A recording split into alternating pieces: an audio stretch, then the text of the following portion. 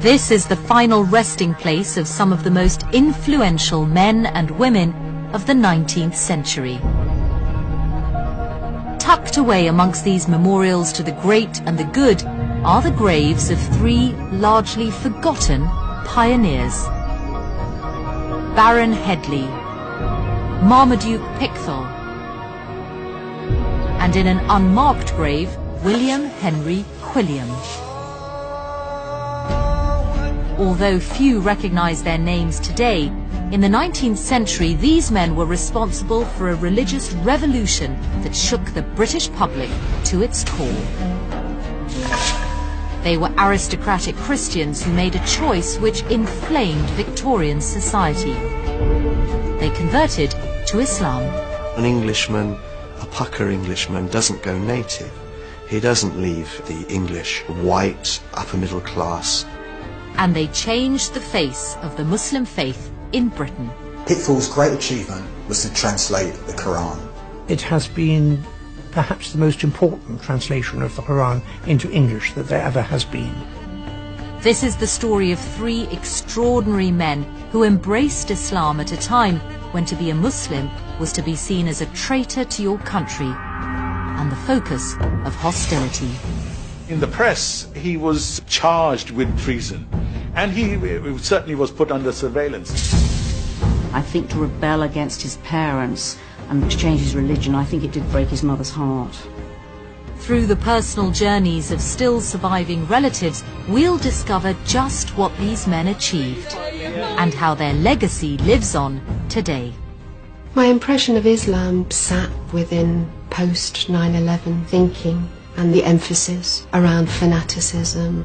But finding out about Marmaduke changed all that. Suddenly Islam became so much more. So just what did these Victorian pioneers do to make Islam more acceptable to a society that condemned it? And are there any lessons for British Muslims today?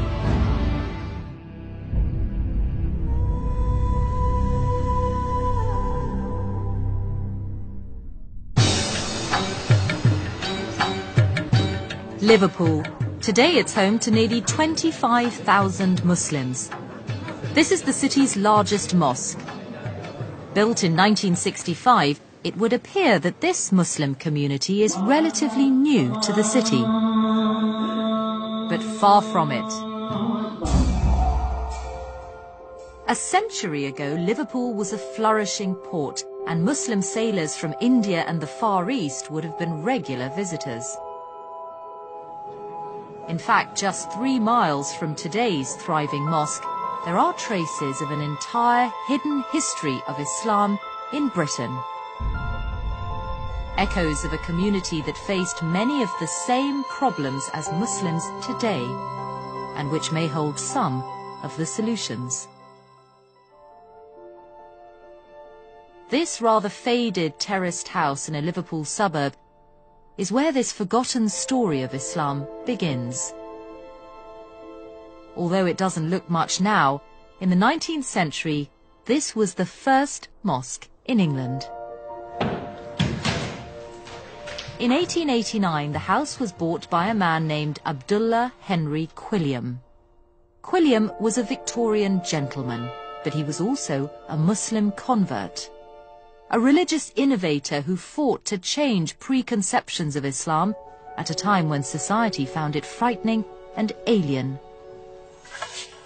And it was here that he set about doing it. Abdullah Quilliam had an architect appointed who designed the extension to the building. Ghalib Khan is the chairman of the Abdullah Quilliam Society.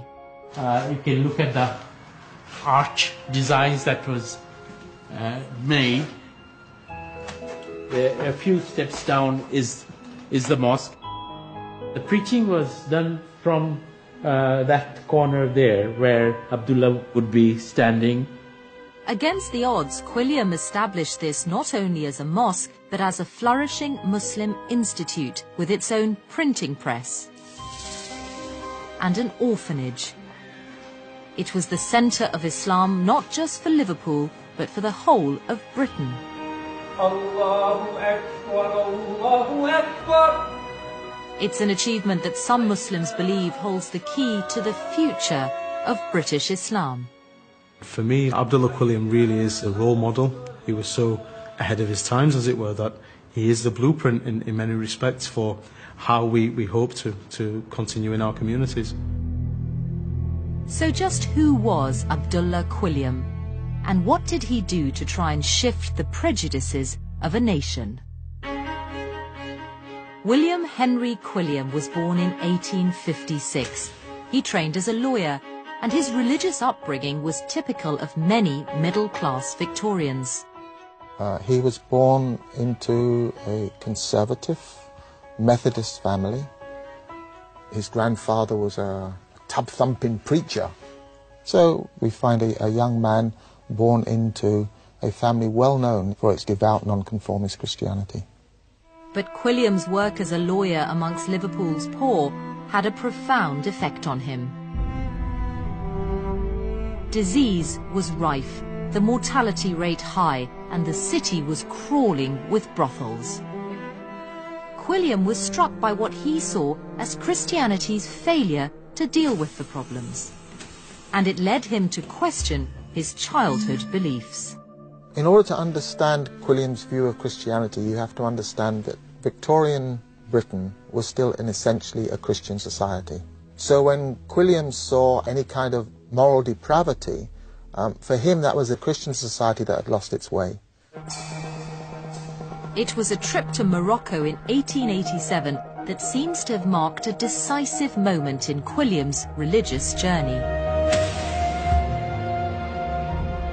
Whilst he was there, he was struck by the contrast of the Muslim way of life to that of Christian Britain. When he went to Morocco, he felt that people live simple lives. They live, in his view, quite moral lives, and there is an environment of solidarity, depending very little on whether they are wealthy or poor. And that was something that was of immense significance for him. Quilliam returned to Liverpool, and a year later he left his Christian beliefs behind and converted to Islam. But it was a highly controversial decision. Islam in the 19th century was seen as a Christian heresy. And there were these ideas about Islam being a violent faith. So it would have been very unusual for a person from his class background to convert at that particular time. 2 years later, Quilliam opened his mosque. But this public display of devotion to Islam immediately put him on a collision course with both the Christian hierarchy and the people of Liverpool. Quilliam faced hostility right from the very beginning. They were attacked on a number of occasions. You get pigs' heads being thrown into the mosque. They would congregate mobs outside the mosque who would start jeering. It raised hackles. There's no doubt about that. In the face of such opposition, the mosque seemed to have an uneasy future. Yet within 20 years, Quilliam had nearly 500 followers. He'd been made the official representative of Islam in Britain by the Sultan of the Ottoman Empire, and he was starting to play a central role in the civic life of Liverpool. So how exactly did he achieve this extraordinary transformation?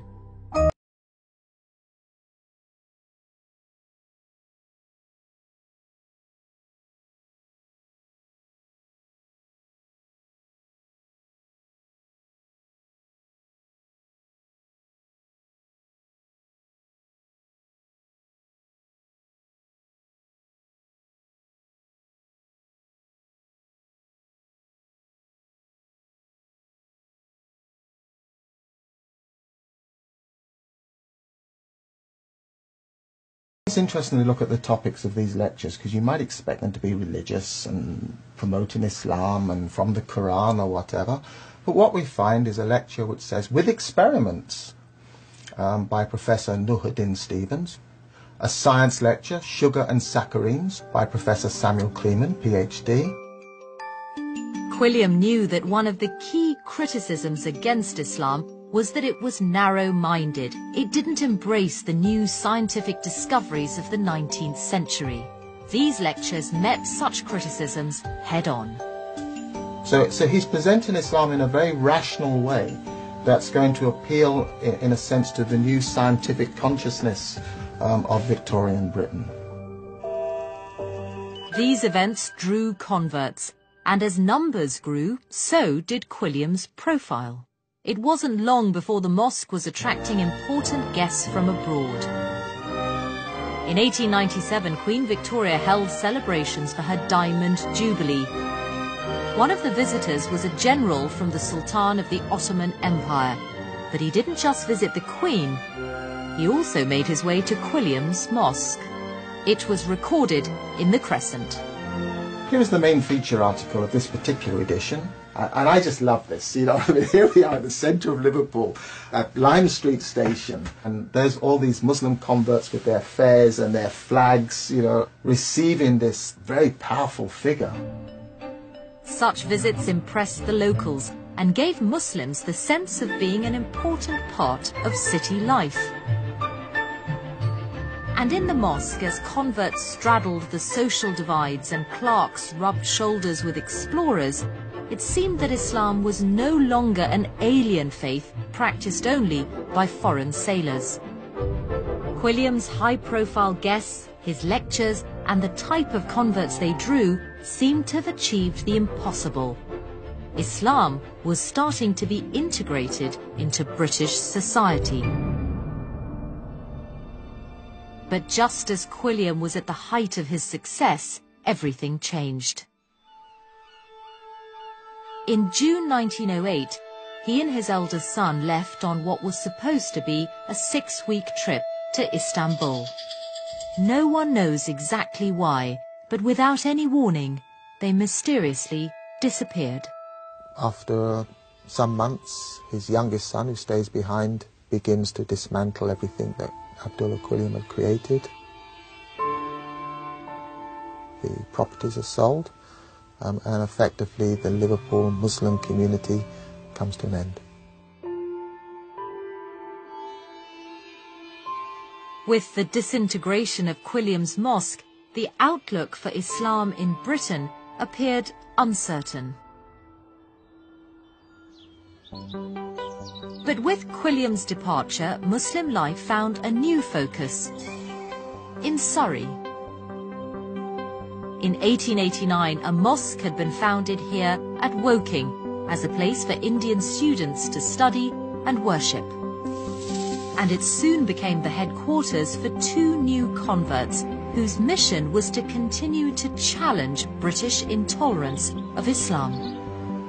The first was a feather in Islam's cap, one of the highest-ranking members of the British aristocracy. Baron Headley was an Irish peer.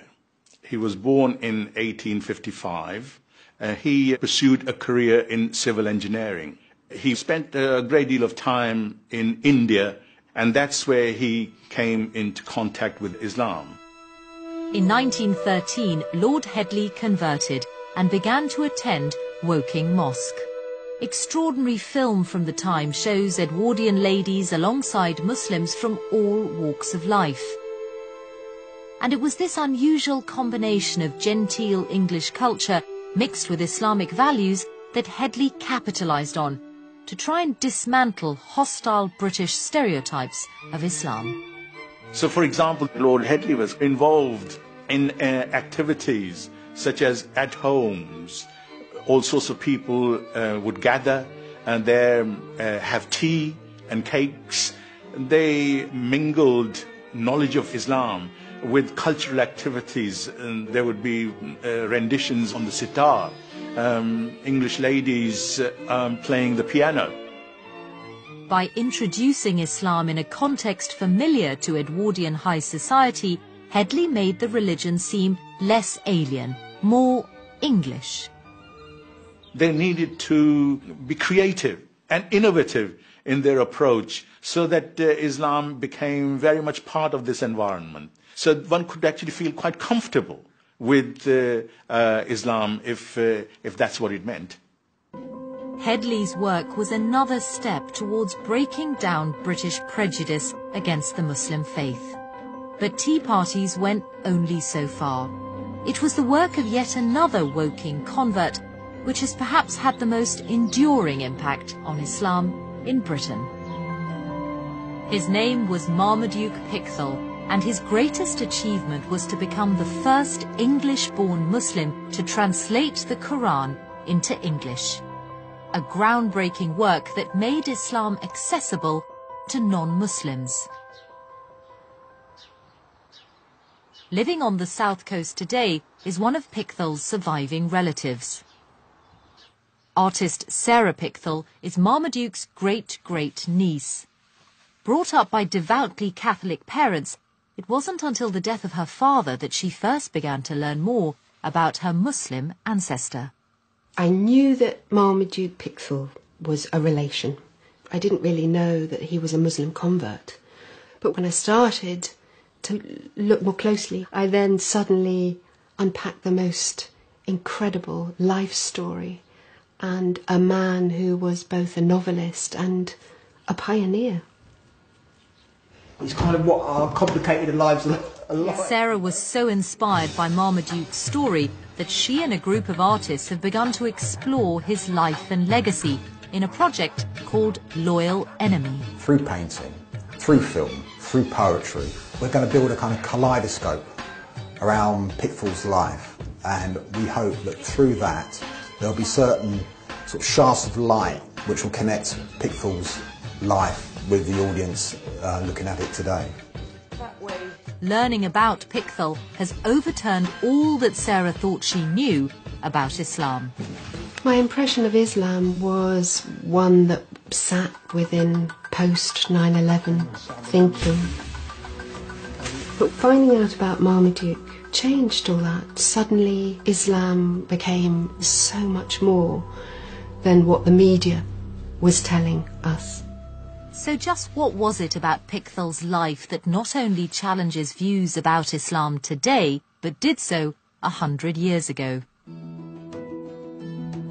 He was born in 1875 and brought up in the Church of England. But as a teenager, he visited the Middle East. It was an experience that changed his life. He quickly seemed to gel with the local people. Very quickly he was speaking Arabic, and he speaks about the friendliness of the people. There was a social cohesion there, and it was, he believed, united by this overarching belief in Islam. I mean, he says very significantly, he said, for the first time I was happy. He was happy. But although attracted to the religion and mindset of the Orient, it wasn't until the First World War 20 years later that Pickthall finally rejected his childhood beliefs. Britain declared war not only against Germany, but Turkey as well, the centre of the Ottoman Empire and the Muslim faith. It was a country Pickthall had visited and been impressed by. So he was shocked when he found Islamophobia being used to justify the war by British politicians and clergy. Pickthall went to church, and the congregation were singing one of Charles Wesley's hymns that was quite anti-Islam. It referred to the Prophet Muhammad as the impostor and the Arab thief who is disrupting the whole of Asia. And I think he was utterly distressed by it all.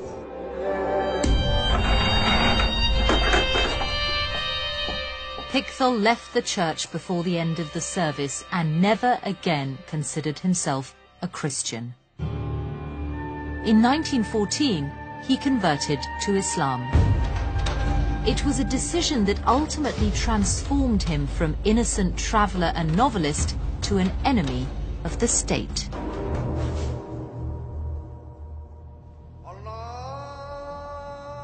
After his conversion, Pickthall attempted to persuade the British government to change its policy towards Turkey. But his actions had devastating personal consequences. He became a total outsider in Britain, a security risk. He was a man who was supporting the enemy and who'd embraced Islam. He destroyed his reputation as a conservative Englishman. Such an atmosphere of suspicion drove Marmaduke to leave Britain altogether.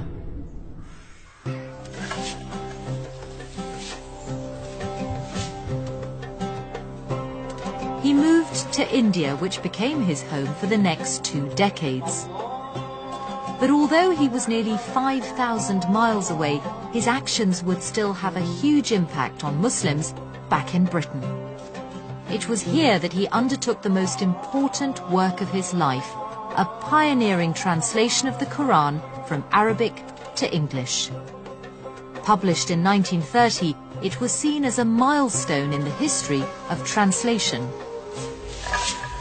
This is an early edition of Pickthall's translation of the Quran, and the remarkable thing is that it's the first time a believing Muslim has translated the Quran who was also a native speaker of English. He was also an accomplished writer, and he transfers all these skills to his translation of the Quran.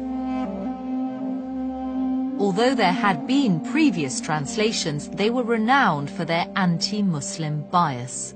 These translations came with notes at the bottom, and these notes reflected prejudices that Muhammad couldn't possibly have had a revelation, that much of the Quran was copied from Jewish and Eastern Christian sources. So when Pickthall's version finally appeared, because the notes that exist in that translation are the notes of a believer, and they take into account the standard authoritative commentaries on the Quran, then you would be drinking from a purer source.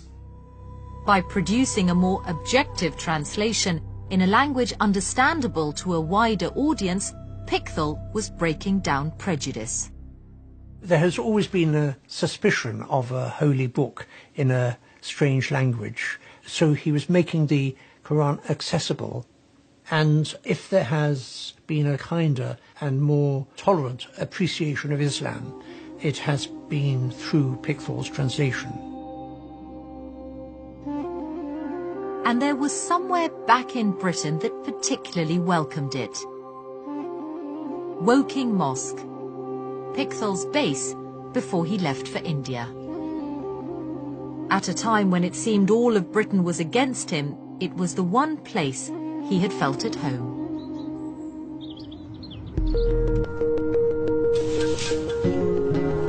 The mosque is somewhere that Sarah Pickthall has always wanted to see, and this is her first opportunity.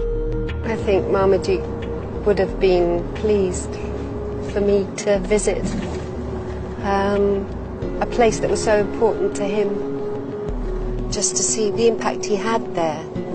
I think he'd be really pleased that I was coming. But just in here.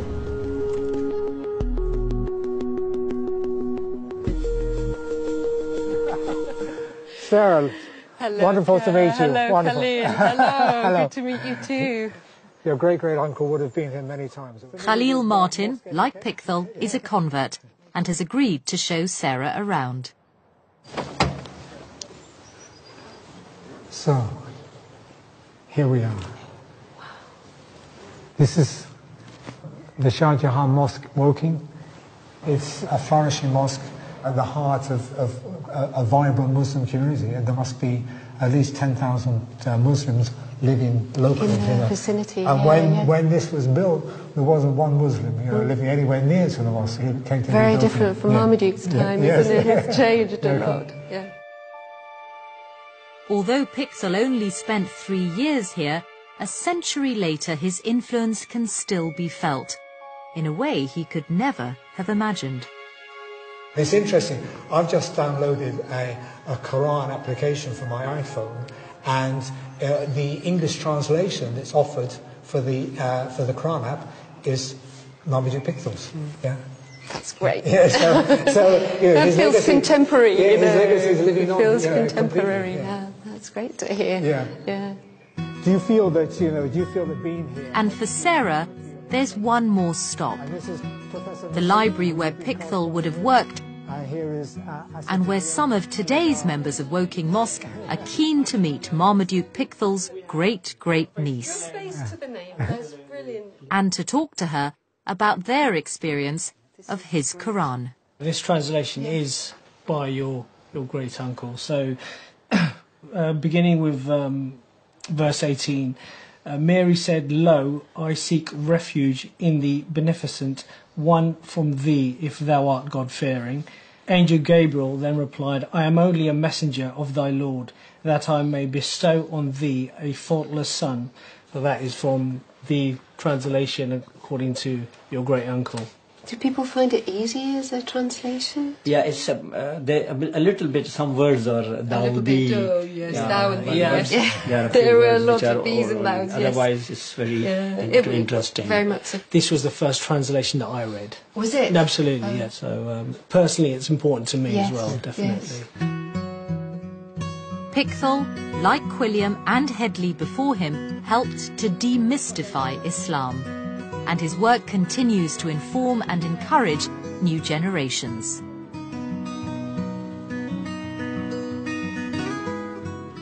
Pickthall remained in India, but he returned to Britain at the end of his life. In 1936, he was buried just 5 miles from his beloved mosque. And it's rumoured he chose this spot for a reason, because he wanted his final resting place to be near the unmarked grave of someone he'd been close to at Woking.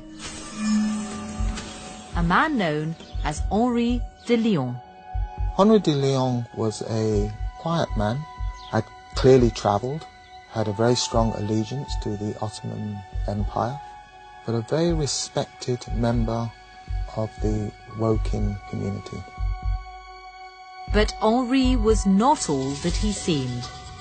He was none other than Abdullah Quilliam. Like Pickthall, he too found his faith put him at odds with British foreign policy.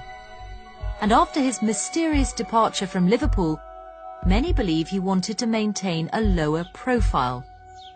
So when he returned to England, he took a different name and lived out the rest of his life quietly at Woking. Quilliam died in 1932, Baron Headley 3 years later. Although these men lived a century ago, they faced many of the same challenges as contemporary Muslims. And some believe the way they tried to tackle the prejudice towards Islam then offers ways forward for Muslims in Britain today. Generally, there is a disquiet today about Muslims demanding special treatment. What we learn from these converts is that it doesn't have to be so at all. They were trying to develop as much integration with society as possible. Quilliam had a realization that if you were going to promote Islam in Britain, it had to be British. It's an approach that even now is transforming views. I think from that first time I learned more about him, I've changed very much in how I feel about Islam. From the two-dimensional view, it's become multifaceted, and I feel that the impact of his life has so much to teach us, to expand our thinking. I feel we're just at the start of that in this country, and it feels incredibly exciting to be part of that journey.